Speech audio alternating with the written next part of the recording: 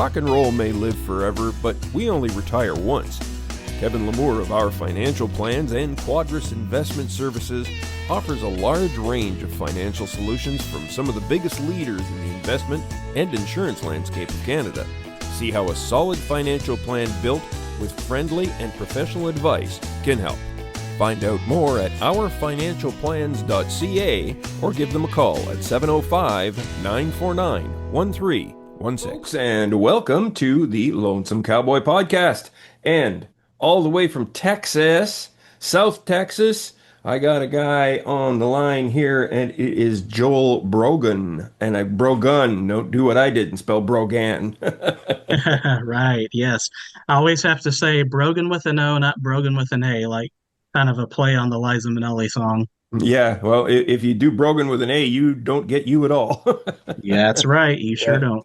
exactly. So let's go back to the beginning, Joel. How did you come by your music? How did it get to where it is today? Well, I started writing when I was about 15 years old, kind of as an emotional outlet for some things I was going through. We had just moved away from a lot of family members, and it really, it really hurt my feelings in a way. Sure. And music was the way that I kind of crawled out of that space. Cool. That's excellent. You appear to be a a lover of the stripped down versions of your songs, which is what I am too. I mean, Mhm. I listen to guys with just playing a guitar all the time. That's where I'm going. Have you ever recorded with a full band, or you just prefer your acoustic sound as it is? Well, I have recorded with a complete full on track once, way back. Oh yeah. Um, and I actually just released that as kind of a bonus track on my Songs of Family and Home collection. Oh, okay. I didn't get a chance to plow through that one yet. All right. Well, it's track number 14, I believe. Okay, good. I'm gonna go listen to it then. Yeah, but going back to that, that was in 1998, so that was a long, long time ago. Oh, right on. Um, and it came out, I'm more of a folky guy, you know, it was really, really country, Hmm. and I didn't really care for it so much. I mean, it was good at the time. It was, kind of where I was. Um, but yeah, so most of my music is very stripped down, and I think that's my focus on the story rather than the production. Yeah, I prefer to get what's out on my mind out. yeah. That's a similar method that I did of getting rid of a band. Let's put it that way. When Oh, I okay. when I well, it's difficult when bands don't all want the same thing. And I had a gig where it was just me and my wife, and she sang backup, and it went really well. And I went, I don't need a band. Yeah, yeah. Well, I played a lot with my buddy Robert Andes. He's a fantastic lead guitarist, Cool. and in fact, on my Unlock the Doors album, it's him and I on that album. Nice. Um, him playing lead, and I mean that just always got such a great response. Yeah. So strip down can be good, and Yeah. there's some songs that I have that I would love to have a full on, recording, full on band, but right now that's where I'm at. Yeah, I gotcha. South Texas is where you are, and you are Mhm. in the heart of some of the incredible music that they are known for, and artists. In a place like that, you mustn't run short on inspiration, I guess, for lack of a better word. Sure, sure. Well, I'm way down on the border, Oh, so okay. I'm a little bit removed from like Austin and San Antonio, some of the music there. But having said that, it is a huge part of music within Texas at all. So Hmm. those influences definitely, bump into what we do down here sometimes, like Eliza Gilkinson and Radney Foster over in Del Rio, being from Del Nice. Rio. So those are some big influences. And of course, I live 6 miles from the birthplace of conjunto music. Oh, So I'm not yeah, familiar with that. yeah, look up conjunto music. Okay. So there's a lot of Mexican American influences, in the music here. Um, so all of those kind of, become a melting pot Hmm. for us here. I think I got to experience some of that music in the documentary called the heck was it, American something or other, but they were recording with a lathe where they went direct to disc, and it was the only machine Oh, they yep. put it together. And they had different styles of music, and there was Hmm. that one style that was Latin, but different, very different. So I'm going to go back Hmm. and look, and that might have been what I was hearing back Yeah, then. maybe. Yeah, exactly. Yeah, I'll send you some info on that. Yeah, that'd be great. Thank you. I'm always interested in hearing new stuff, that's for sure. I saw that you play a dulcimer. Um, how'd, I how'd, do, yes. how'd you come to pick that up? I mean, that's one of those wild old instruments that you find, eh? Sure. So and sadly, I have to preface this story with this. My dulcimer is broken, Oh which is no. very sad. Yeah. But the way that came about, my parents and I guess it was my graduation trip or something they took me on, and we went to the Ozarks in Missouri, or sorry, Arkansas. It was actually in Arkansas. Hmm. And my dad and I picked up a not a hammer dulcimer, but a mountain dulcimer kit, Hmm. and we actually put that dulcimer together, the two of Oh, us. nice. Yeah, and so yeah, I've played it all my life, Good stuff. Yeah, yeah, That's it's a great instrument. yeah, very similar to I think it's part of the family, a Merlin. Mhm. Yep. Yeah, I've a local music store has a Merlin, and every time I go in, I just futz around with it, and I go, it's just so fun to Hmm. play without actually knowing anything. It is. It is. Yeah, I had at one time from the place I got it, which was called the something dulcimer shop. I can't remember the name of it. Oh, Yeah. McSpadden dulcimers. There was a sign that said, "There ain't no notes on the dulcimer. You just play it." I'm like, well, I think that's pretty much it. Yeah, that's pretty good. You'd probably look at an old Hmm. dulcimer player and say, "How do you play a G chord?" And you go, "What?" Yep. They kind of look at you and shoot their tobacco out and Yeah, like, what are you talking about? yeah, exactly. So, and I suppose it's a silly question, but now that you've answered it with the way you did, that the fact that you're a little you're on towards the border is Mhm. what's the music scene like where you're at? Well, so a lot of the music here is more on the classic rock side, Oh and yeah. there's a lot of hip hop here, believe it or not. Wow. Um, there's a lot of heavy metal, rock and roll. So sometimes being a folk singer isn't always exactly what folks are looking for here. Yeah, no kidding, eh? Um, but there's little pockets of places that are supportive. Yeah, exactly. Yeah. Um, I was listening to an early song. I think it's an early song of yours, "Rhythm of the Road." Sure, that Uh, was my first single. Was it? That one really got me. Well, good. Yeah, it sounds like a really lonely time. And I know I write lonely stuff too, but then when I hear someone else's lonely stuff, I go, so were you on the road with, with your music? When did that come to you? So that song that really had nothing to do with a personal relationship breakup or Oh, anything okay, like that. cool. But what I will say is I was actually driving down the road, and the car I had at the time was a beat up Subaru. It the CD player didn't work. Um, couldn't, it wasn't Bluetooth or anything like that. Sure. So I kept, fiddling through the radio, and I started hearing kind of like the tires. And I said, I'd rather listen to the rhythm of the road than anything that's on this radio. Like, Nice. that's got to be a song. So I wrote the song from that. And that's it. That's all. Sometimes it's that simple, isn't it? Oh, it is. Yeah, sometimes they got great stories, and other times they got, no, I just happened to listen to the tires, and I went, what a cool song. Yeah. Yeah. Sometimes those are the best. Yeah, no kidding, eh? That's about it. Um, so correct me if I'm wrong. So far for 2025, you've released Put on a Happy Face. Right. And that's all you got out right now so far, right? That's all I've done this year, So yes. that tells me what's coming. What's coming? Is you got an album coming? Do you got more stuff? A big show? What do you got? I have got all kinds of ideas and I don't know where to land. Wow. Yeah, I've got so many songs that I've got grouped together. This would be a great album. This would be a great EP. And it's just one of those periods where it's like I'm not sure what to do next. Hmm. Because I could go in so many different directions. I've got an album of spiritual songs. I've got an album of um, kind of more like a broken memories type thing. And Hmm. Hmm. I've got a whole environmental album. Wow. And I don't know which to do next. I don't know Yeah. what to do next. Yeah, exactly.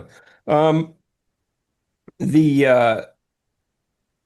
Are you touring at all? I mean, because you're in an area, I think, where you could probably go not too far and still hit quite a few places. Yeah, I am not. I don't. I've had a lot of things happen with my parents. Ah. My parents are elderly.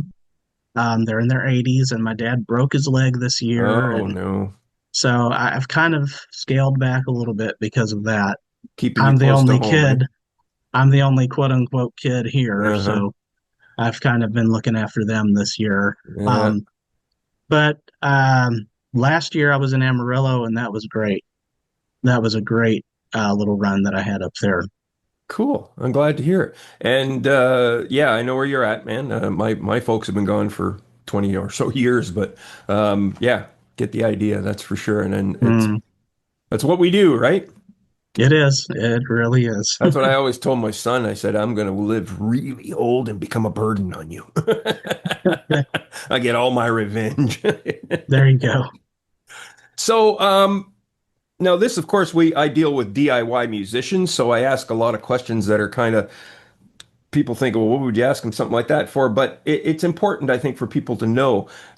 This obviously, not obviously, this isn't a full-time gig for you, your music. Right. It's not. No. Okay. So yeah, that's the common thread too, is that we're noticing that there's a lot more musicians that all have some kind of employment. You know, Sure. I Yeah. have a self-employment other than my music too, so I get it. You know what I mean? I have other Hmm. things that I pursue at the same time. It's uh, yeah, it's not an easy go sometimes, eh? Right. Exactly. Um, do you have a big end goal when it comes to your music? I know a lot of people say, "Oh, I want to get this or I want to do that." I'm not that way. What's your idea when it comes to goals, or are you just a guy that likes, yeah, that's a good direction. I'm going that way. Let's see what happens. Yeah. I wouldn't say that I've got a big end goal. I Okay. would say, my focus is putting out the songs that I feel like are the right songs for the time. Hmm. For instance, you mentioned Put on a Happy Face. I've sat on that song since 2018. Oh, wow. And yeah, and I've struggled and struggled over the years thinking, okay, when's the right time to put that out? Sure. And I mean, let's face it, I mean, this is a weird world right now. It is a Yeah. very strange world. And for some reason, it just hit me, maybe this is the time for that song. Hmm. And I think I hit on something. Yeah. That's my most played song There you so go. far, You know what? It's so positive, it's nice, and people are looking for mhm, something like that to say, let's just forget about stuff and listen to exactly. that. And that's when I listened to it, I went, oh, this is perfect for this time. Well, Yeah. cool. Then I did what I was supposed Yeah, to do. I said to myself, actually, I says, I hope he's getting success with this because this is one of those timing things, Yeah, yeah. that I So find. I guess my other goal is I'd really like to get all my songs out there before I go. So I may All right. hope Well, that that's good. happens. Yeah. Yeah. Well, that's a good thing. Um, On your website, it says that you are a spiritual leader for your community. Mhm. Can you share what you do there and your community and what it is? And Sure, absolutely. So I'm part of the United Church of Christ, which is a very progressive uh, denomination, uh and I'm a deacon in the church. And that's one of those dreams that I had. That was one of my big goals. If we're talking about big goals, was getting a United Church of Christ set up here in the Rio Grande Valley. Good stuff. And after 25 years of working at it, it finally happened. So it's been a really cool thing. We will have been in existence for 2 years in September. Hmm. So it's one of those accomplishments I'm really proud of. You know, finally, I guess the timing was right. Yeah, exactly. Well, let's put it this way: the churches and stuff like that are coming under a certain amount of scrutiny nowadays, eh, with the way things are going in the world. So Right. you haven't been in the news, so that's a good thing. Well, we were in the news. We just had our general synod, and we made some pretty strong resolutions concerning. I don't want to get too political, but concerning um, the focus on immigration right now, and Oh, right. you know, recognizing the inherent dignity and worth of every human being. So Boy. that's what we're about. Yeah. I don't have any kind of religion that I follow, but Mhm. all I really want to do is just treat everybody with decent respect. You know what I mean? That's Exactly, it. and that's where the focus should be. Yeah, exactly. Exactly. That's what it all comes down to. And also, you talk about environmental issues. That's Sure. probably in the oil industry in Texas has got to be a great opportunity to fight there. Yes, even more so locally, the encroach of SpaceX and Elon Musk Oh, Lord. in my backyard, Oh, basically. my. Um, we took a pristine beach and now it's littered with rockets and a brand new town, company town, and the road gets closed whenever they want now. Um, so you basically cut off access to the People's Beach. Hmm. Um, there's also a Civil War battle site there. There's Texas State Park land there. There's so many rich cultural heritage sites within that beach that are now imperiled. And so I speak out very strongly against what's happening there. Mm-hmm. Mm-hmm. Good for you. Excellent. Yeah, that's I'm way up here in Canada, and we're always watching our historic sites and stuff like that, and we make sure that there's nobody doing or putting up inappropriate stuff on that kind of thing. So it's great to have that kind of watching going on because if we don't do it, who is going to, right? Exactly. Yeah, exactly. Um, Venues and that when they're down there. How is it for musicians with them? Are the venues pretty, uh, I guess, for lack of a better word, respectable and so on and so forth when it comes to gigs, musicians and that? Well, speaking from what I do, folk music, there's plenty of coffee shops and plenty of farmers markets and that are very music friendly. So Right on. for me, yeah, that's good. Good stuff. There are some pretty decent sized venues that are well trafficked by folks that do other things that I don't do. So Right on. I got it. Interesting. Um, I've come to the philosophy that I have when it comes to audiences, and yours is the same way. I'd rather play for 20 engaged people than 200 who could care less and are not paying attention. Um, absolutely. and I think that somehow labels us, in a way that, to some music events, they want that, because we'd rather play for a smaller crowd, they wouldn't pick us. They want that bigger crowd. Right. I don't know about you, but they all look at me with funny eyes when I say, "Oh, 20 people, man, they were fantastic. It was great." And they all go, Yeah. "What?" Yeah. Yeah, I want to see their faces Yeah. and see if they're getting it, you Yeah. know? Yeah, I exactly. really I really enjoy looking at individual people and kind of feeling what their reaction is to Yeah, the exactly. words. Yeah. And yeah, it's difficult because I mean, I had a large show that I played here locally. It's for the city. They do a series of concerts, and it was great because I could see the audience. I mean, it was not Yeah. that big, but I could see every face in the audience, which was great, and Yeah. you can see That's if they're cool. engaged. Yeah. And that's always a good thing. Um, Yep. when they're looking at you and they're not talking to their neighbor and that kind of stuff. If they're not looking at their phone, you know you've got them. Well, I don't mind as long as they hold the phone up and take video of me because Well, I sure. never Yeah. get any of that stuff. I wish I could find all the people that did video at my shows. I'd have some decent stuff, I'll tell you. But anyways, Joel, tell people where they can find out more about you and your socials and so on and so forth. Absolutely. So the best way to get me is my link tree. Okay. And if you'll just search Linktree Joel Brogan, Brogon, O-N. There we go. you'll find me. Google me too. Just make sure you put that O in there, not that A, because that A is not going to find me. No, you're going to get someone completely different. You're going to get some physicist, or there's a whole list of people that Yeah, I think it was. do a I thought it was a lot sports of person different too at things. one time, but I went, oh, Yes, yes. yeah, yeah. And I went, nope, that's not him. I don't think he's And that my old. music. Sorry, I didn't mean to That's interrupt, all right. but No, my no. music's on all the streaming sites, so you can find it pretty much anywhere you listen to music. So And the website, Joel Brogan, Brogon.com. Brogan.com. Yes, sir. There you go. JoelBrogan.com. That's right. Excellent, excellent. Good stuff. Well, we're going to keep watching you and hopefully turn the folks onto your music a little bit more. There's some great, insightful things in there, folks. And the man's, like I said, he's one of those guys that would rather just sing in front of a few people to a guitar and get his point across than a large audience and a giant band shoving it down Yep. your throat. Yeah, I agree 100%. Thank you once again, sir. I appreciate you coming on the program. Hey, thanks for having me. I appreciate it. Anytime.